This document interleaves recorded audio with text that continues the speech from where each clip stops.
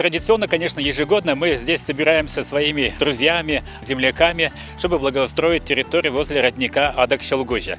Адак-Челгужья для нас очень знаковое место. Мы здесь росли, мы поили здесь лошадей, набирали воду для еды даже. Здесь проводили даже такой чувашский обряд, когда не было дождя, чук. Не первый год собираемся на этом месте. Ежегодно здесь проводим экологические субботники. С 2018 года мы здесь посадили и пирамидальные тополя, и каштаны, и белые сирени.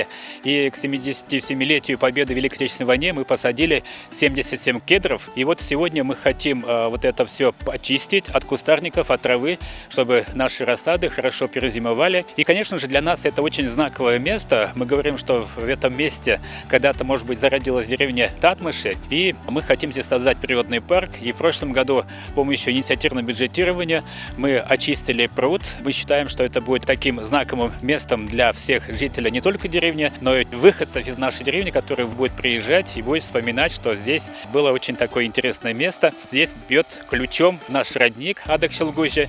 Может быть, даже вот с нашими стараниями в этом году наш родник стал победителем республиканского конкурса «Лучший благоустроенный родник». Хочу благодарить всех причастных к этому событию, всех наших селян, которые помогают активно. Я думаю, вместе мы сила, мы победим.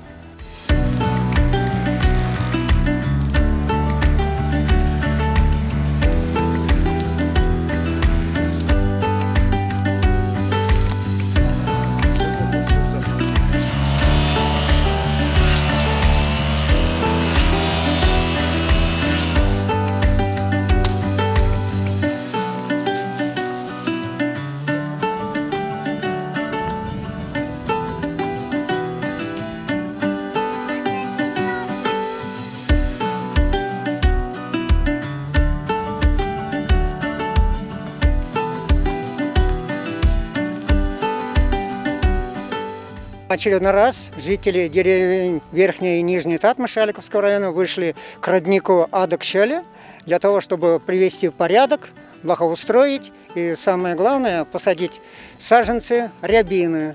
Рябина в нашей местности – это дерево очень уважаемое, ценное. По-чувашски это говорят тура-ювыщи. Количество саженцев подобрали таким образом. Все саженцы взяты из окружающих лесных массивов. И около 300. Ровно столько человек на сегодняшний день проживает в деревне.